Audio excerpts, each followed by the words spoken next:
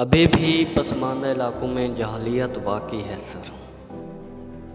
लड़कों को तालीम के लिए भेजा जाता है, लड़कियों को तालीम के लिए नहीं भेजा जाता।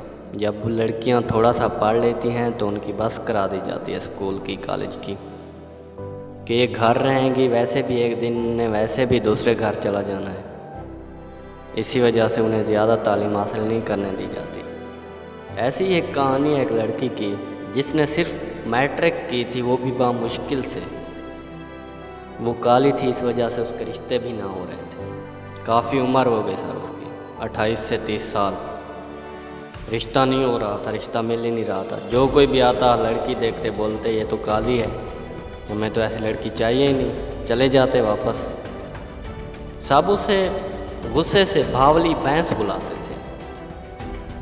उस भावली भैंस का ना एक छोटा भाई था अली, वो काम करता था, तो उसने एक लैपटॉप लिया अपनी मूवीज़ देखने के लिए। वो लैपटॉप पे सिर्फ मूवीज़ वगैरह देखता था, ड्रामे वगैरह।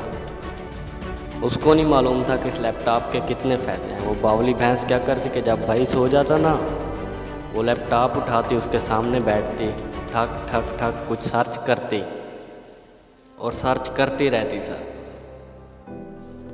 काफ़ी अरसे के बाद उसने अपने माँ बाप को बोला कि मैंने कोर्स किया है, हाइब्रिड बकरियां पालने का कोर्स, मैं इस पर रिसर्च कर रही हूँ। उन्होंने उसे बहुत डांटा कि तूने कब किया है, कहाँ से किया है। उसने बोला मैंने ऑनलाइन किया है। कोई ना माना। उसने अपनी छोटी बहन को बोला कि ज़िद करते हैं अब्बू के सामने कि हमें एक बकरी का छोटा सा बच्चा ला के दे दो, उसके साथ खेलेंगे। सारा दिन वैसे भी घर में हम रहते हैं तो बोर हो जाते हैं, बकरी का बच्चा आएगा उससे खेलेंगे। अब छोटी बहन ने बाप के सामने ज़िद कर लिया, मुझे तो बकरी का बच्चा चाहिए, जैसे तैसे ला के दो। और बाप हमेशा छोटी बेटी की जो बात है उसको रद्द नहीं करता। क्या हुआ कि उसने छोटा सा एक बच्चा ला के दे दिया बकरी का। अब दिन गुजरते गए, बामुश्किल से सर 50 से 55 दिन हुए थे कि वो बकरी का बच्चा 40 से 45 किलो का हो गया सर। सब हैरान रह गए कि आखिर क्या जादू हुआ क्या है। तो तब जाके मालूम हुआ कि उस लड़की ने हाइब्रिड बकरियों का जो कोर्स किया था, तो उसने वो खुराक उसे दी। एक हाइब्रिड बकरी को जो कुछ चाहिए, खुराक, माहौल, सब कुछ उसने उसे दिया।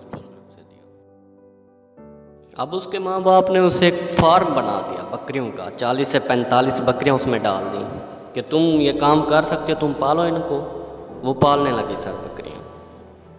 तो फिर ऐसे ऐसा करते करते अब वो 2 से 3 CR, मतलब 2 से 3 करोड़ रुपए वो कमा लेती सर। जो लड़के काल तक उसको ठुकरा के गए थे कि ये काली है, वो उसके पास है, उससे काम मांगा, हमें काम चाहिए, हम बेरोज़गार हैं, उसने अपने गांव वालों को काम दिया सर। अब वो काली से सांवली हो गई। जो लोग रिश्ते के लिए आते हैं वो ये ना बोलते कि ये काली है, वो बोलते ये सांवली है। सांवला रंग सफ़ेद रंग से भी अच्छा होता है, वो बोलते हैं।